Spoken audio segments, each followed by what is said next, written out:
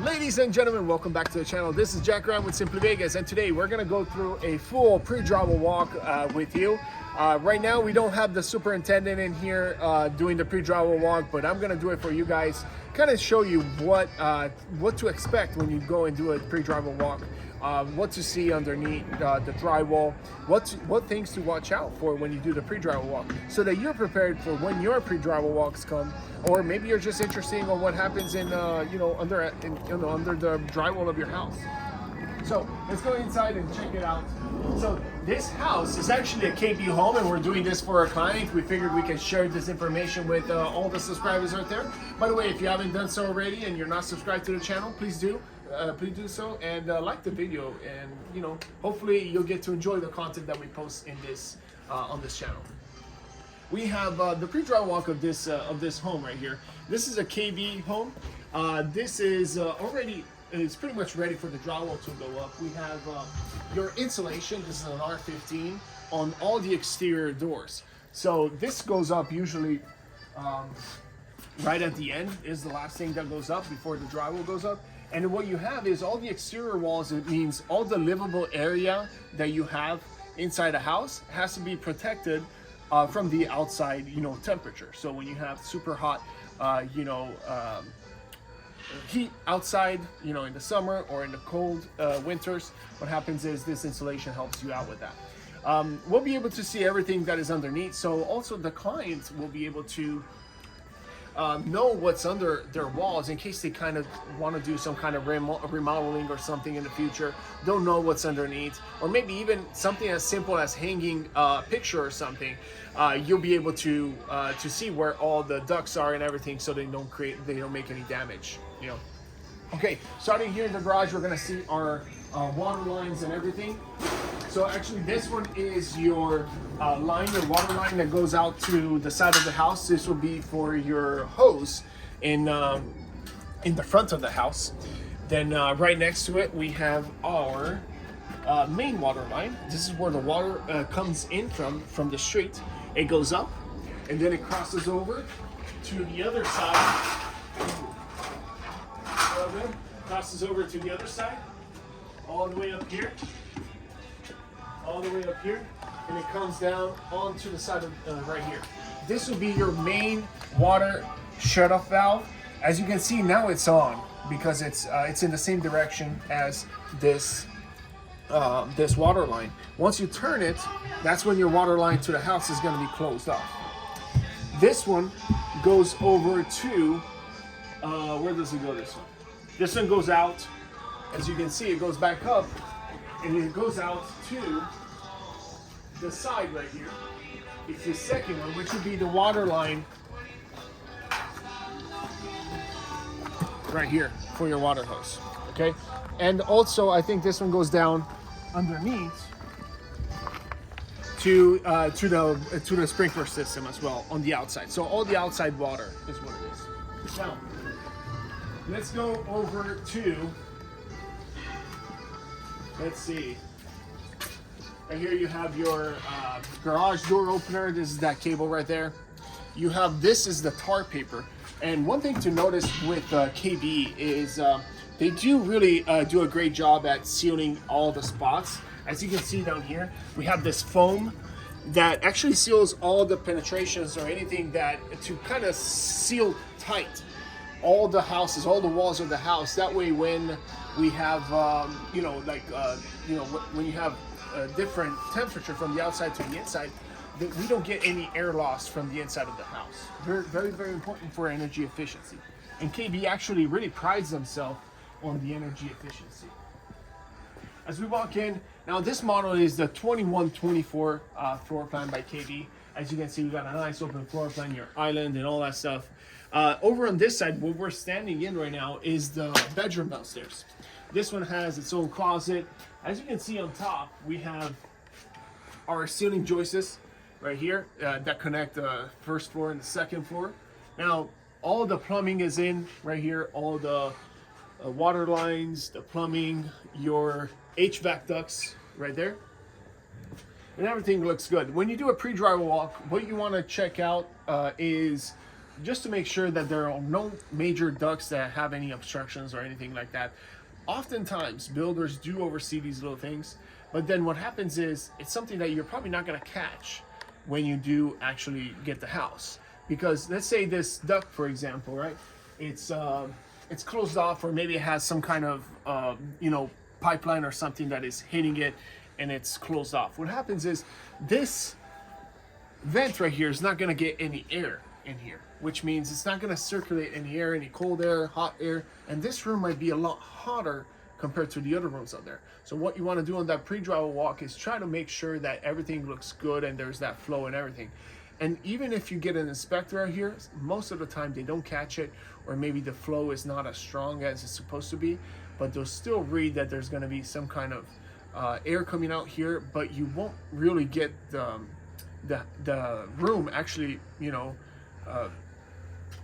air conditioning in the room, because you don't see that issue that the builder is overseeing. Over here we have a fiberglass enclosure. It looks like they tested it for water. I'm not sure. It looks like they also just cut it off. So this was over here. They cut it off, so it looks like it's sealed tight and everything. Then what they're gonna do is they're gonna fix it up later. They're gonna clean it up and it's gonna look like new. Over here you have your toilet, plumbing with the water line, and then your sink pre-plumb. On the pre-drywall walk, we want to make sure that they did all the insulation. They put that insulation pretty much everywhere. There's no spots, that are missing insulation. In between the two floors right here, we want to check all those ducts. We also want to check for our clients, especially because we do help people from out of town very often. They're not here to check out the house. So what we want to see is, okay, is there, is everything in there as far as wiring, the recess lights, the ceiling fan pre-wires, all that stuff. Is that all in the house, or are we going to have any issues later on, with maybe having a missing ceiling fan pre-wire or something like that? That then they have to come in, they have to break into the drywall and then redo it, patch it up. And you know how it is. Once you patch up a drywall, it never looks the same. It doesn't matter how experienced you are, to texture drywall. It really, it's kind of like having a scar on your arm. It never goes back to what it is usually. Like it doesn't go back to normal. So it's the same thing. We want to catch that before, so that our clients don't have any issues later on and they don't have those patches on their drywall. So over here we have the two lights, which is where your dining room is going to be. So you have right on top of the dining room, we have our door access to the outside. And here we do have the 8-foot ceilings, and over in the kitchen on this side we have our two pre-wires for the island. We kind of want to check if these are centered with the island, which they do look centered. As you can see, they also spotted right here the two spots where the lights are going to end, which is good. It looks nice.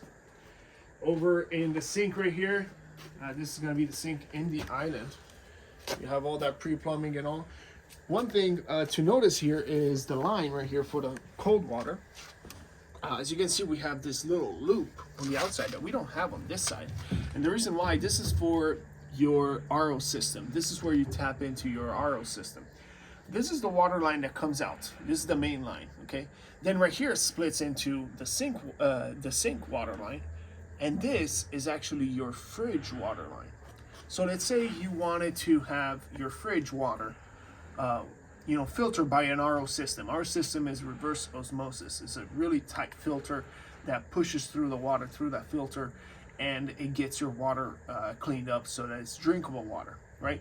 So if you want to do that and you don't want the ice cubes in your refrigerator to be cloudy, for example, or taste kind of weird, this is what you want to do. You want to put an RO system on this line, because the new builders nowadays, this line goes down into the concrete, right? It goes all the way down, and then it passes through and it goes onto the other line and it connects to the water line of your refrigerator.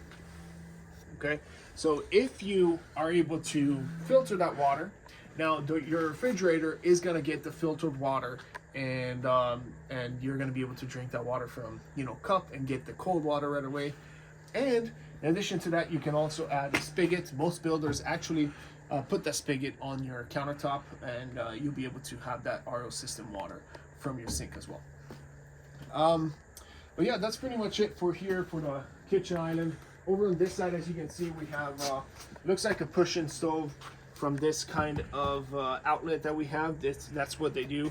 They put this box right here, which gives you the you can put in the push-in stove, is what they chose on this model. Usually if you have another kind of outlet that comes out and above, that is the one where you have the cooktop. So it's gonna look different than this one. So over here they spec'd out already that what's it called? The push-in stove. Your vent to the outside, this is going to be for your microwave. As you can see, it vents out to the outside, so when air pushes through, that flap right there pushes out, and you'll be able to push air out of that. And then that's going to be then your microwave on top of your push-in stove. Let's see, over on this side you got all those plugs. Everything looks good up here. And on this side, like for example, we were just with the superintendent now, and he was telling us how some homeowners actually wanted a bigger pantry for this side of the house, for this house, because the 2124 actually doesn't offer an expansive pantry. It would pretty much just be this with 4 or 5 racks right here. Some people do want that bigger pantry, and they don't need that storage down there, right? So what they do is they take this out, this wall out, they take this one out as well, they bring it in here, and then they close it off, making this a full pantry, walk-in pantry that goes all the way underneath. That could be a good idea. Let me know if you like that idea. If you have this plan and you're thinking about doing that, that'll be awesome. But that does close off one of the windows right here. So if that's important to you, want that light coming in from this side, maybe that's not a good idea. But for some people, the pantry is more important than that light, and they don't care about this window, so why not? You know, at the end of the day, you're probably going to have a wall right in front of it. It's not really going to bring in that much light.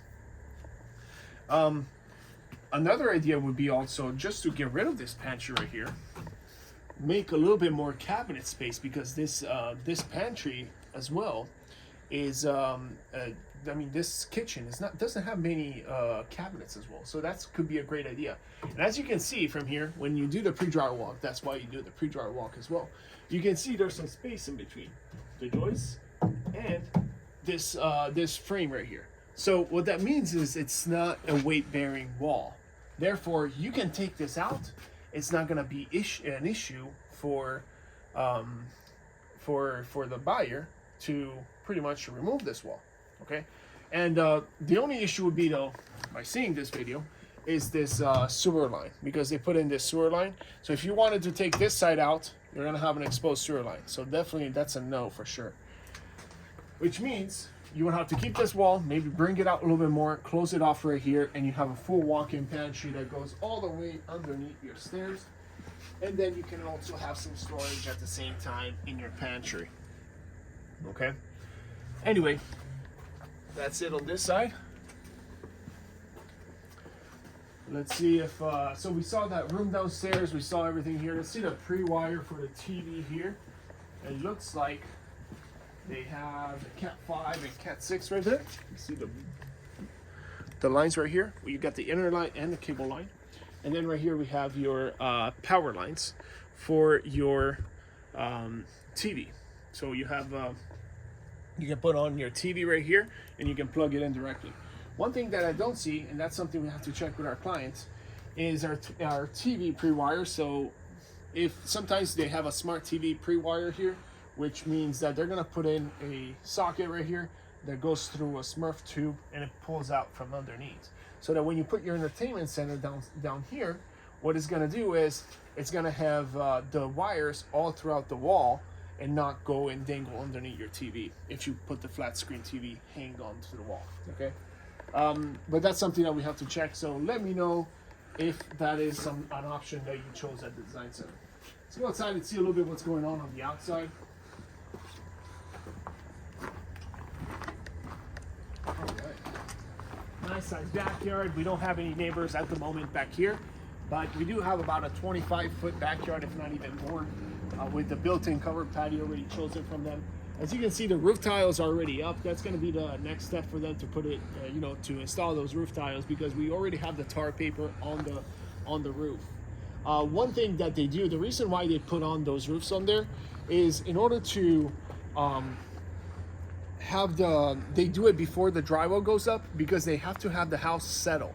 And when you put the roof tiles on top, that's a lot of weight that the framing has to bear. So what happens is when they put those roof tiles, they kind of distribute them. If you walk out here, see, look on top over there. You see they distribute them all over the top of the roof to kind of even out that weight. And that way the frame is ready to settle. It'll settle already before the drywall goes up. Once the drywall goes up, that's when they, the frame has already settled.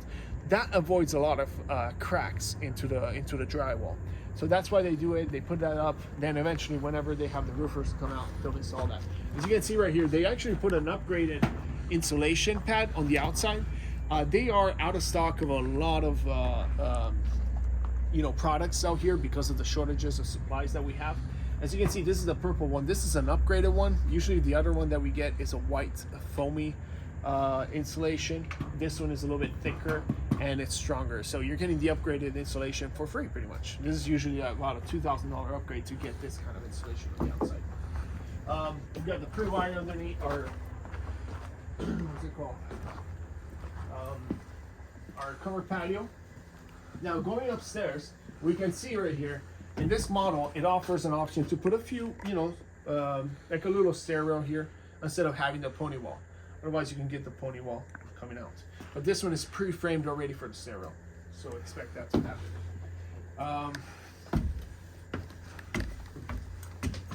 See what we have upstairs. We got stairwells also all the way upstairs, going all around, which looks awesome. Great job on picking that option, because it really opens up this floor plan a lot, especially with this loft. It makes that flow really go well. Over here we have our loft, our 2 bedrooms on that side, and then we have over onto the left side right there your primary bedroom. Now in your loft, let's see, we have this storage area. There's nothing to see. There's a pre-wire. We're looking at all the HVAC ducts right here to make sure there's no obstructions and there's a good flow of the air pretty much throughout the upstairs as well.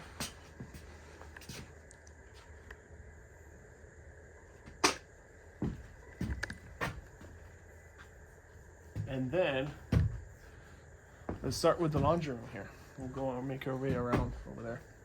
So over onto the left side, you have your smart panel. This is where all your cables are gonna go. Your internet cable, your what's it called? Your TV cable, all that stuff. So you can put everything here. You can put your router here, and then it will go to the whole house. Or let's say a security system. It all goes in there. Over here you have your plumbing for your washer and dryer. This would be the washer, and where the washer goes. And also you have right here, this is the drainage for your water softener. I mean, no, it's this one actually. This is the drainage for the water softener. And this one would be the drainage for, I think, the air conditioning units. So the condensation goes on there. But, or the safety line, there you go. Then you have right here, your connection for the hot and cold water coming out for the washer.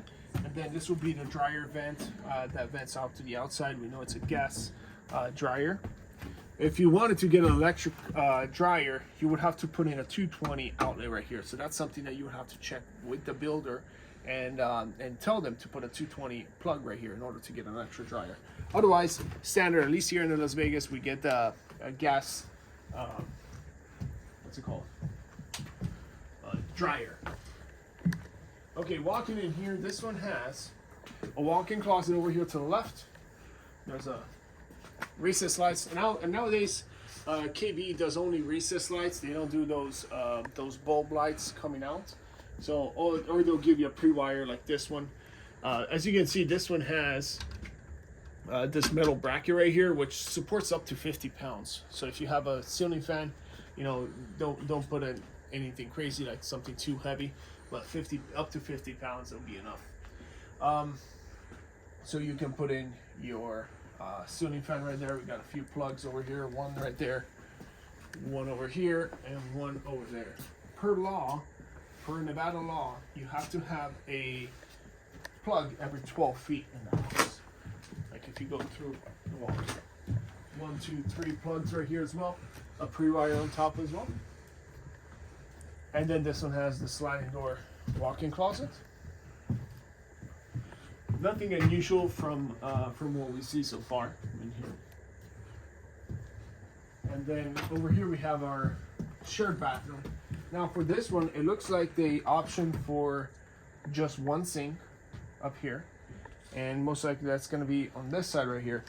If you want to, you have an option also to extend this sink or extend a countertop at least, and you can add a second sink as well over here.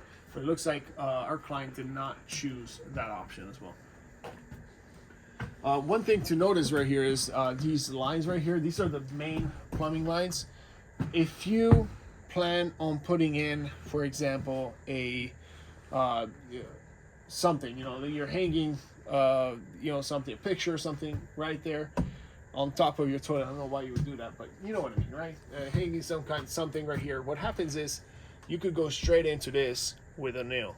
Now this is not like a main line where you're gonna get water through, but it's an example that you could literally like hit something right underneath your wall, so you gotta watch out. But this one is actually a line to allow the air to go out from the top of the roof, so you're not gonna get any water necessarily through there. That's an air release. Let's get out here. Like these are the things we have to watch out for right here. These are not flexible, you can't move. This is another air release line. And then in the loft we have our pre-wire right there for the ceiling fan, 2 recess lights right here. Linen closet to the right, and then walking in here you have your owner's suite.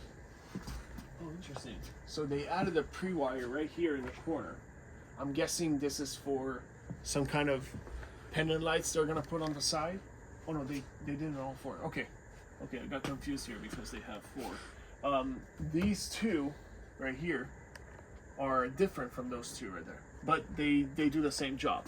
This one is a little bit more resistant. This one will hold up to, I don't know, 100 pounds or something like that, but which is the same as this one in the middle. The blue ones are going to be for lights right here, but they could support also, I think it's up to 50 pounds. Recess lights in the master, ceiling fan pre-wire in the middle, and then we have 2 outlets right there next to the bed frame right here for the what's it called, the nightstands. Another outlet there, another one right there, and it looks like right here they also added Cat 5 plug for your TV, so you can put your cable. In here we have just a light switch, and then your light in there.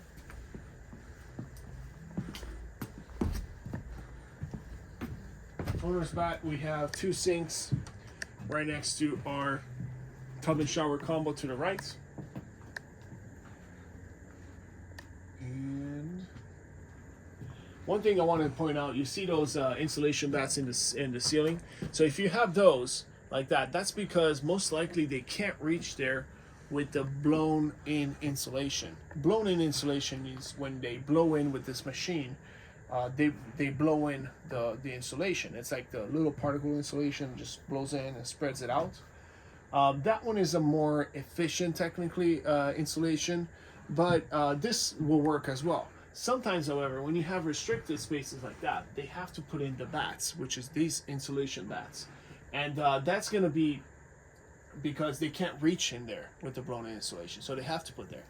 Also over here, they have to put that underneath the HVAC system as well, because sometimes once you put the drywall up here, if you have the HVAC, if you come back here, see if you see it up there, sometimes they can't reach underneath of that, so they want to put in that what's it called, the insulation bats right here, so that you have some kind of insulation between, because that warms up, or a lot in the summer or in the winter. So you don't want that to go into your house and get that energy efficiency ruined, pretty much. Another reason why is because it's not good to have the blown-in insulation next to your HVAC, because it does have a condensation pan underneath the HVAC, and if the blown-in insulation goes out, it will go into that pan, and it will drain out and clog your condensation line as well. Let's see. So we went through everything over there. I think we're good. As you can see right there, we have the radiant barrier as well. There was a shortage of those for a long time, but we're pretty much good.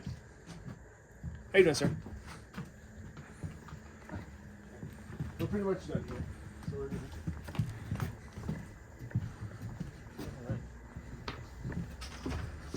So that's pretty much it for this video update. Let me know what you guys think about this video, if you found any value into it. I appreciate you watching until the end. If you have done so, hit that like button and subscribe to the channel. Also, if you have, if you're looking for a realtor to represent you and walk you through this process and get these video updates, which is a service that we also provide here at the Graham Group, you'll get a video update every 3 weeks on what's happening in your house if you hire us as your real estate agent. So thank you so much for watching, and I'll see you guys on the next video.